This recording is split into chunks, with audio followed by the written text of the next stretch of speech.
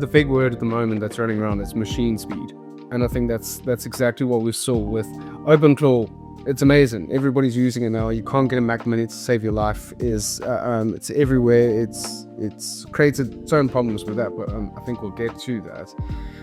I think what happened from a cybersecurity standpoint in that was actually quite terrifying. So you had all of these agents running this platform Maltbook, that went up and it got put together. Within 2 days of Maltbook being up and running, so 900,000 agents, I think, is when the kind of tipping point happened.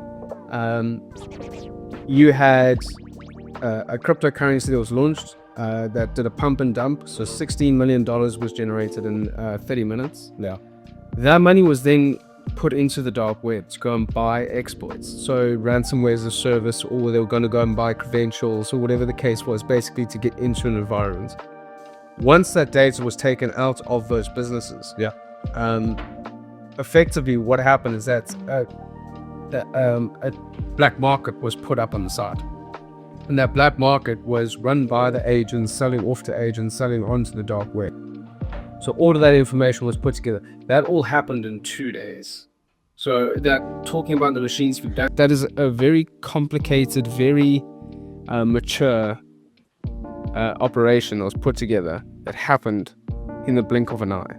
Nobody could keep up with it. There were patches that were put out, and unfortunately the patches, one of the guys came back and said, I'll give it to my AI to do. So, I mean, great. That's not exactly going to help. All of this just accelerated everything that any SOC security operations center, every cybersecurity professional has ever had to look at, just condensed into 2 days. Wow. That was absolutely incredible. So, I mean, from the launch of a completely new AI product where, buzz, hype, excitement, people rush in, and out of that haste, you ended up with a very short period of time where a lot occurred. Yeah, a lot occurred. It escalated to a point where there were SOCs all over the world that didn't know what to do. Like, genuinely didn't know what to do. There were attacks happening left, right, and center. And I think an important caveat to put here is it wasn't just the agents doing this. There were people behind these attacks. We don't know who they were, and we suspect that there were people. Yeah. It just takes one direction. Go and get data from these areas. They'll just keep on going, and they'll just keep on scraping until they eventually get some data.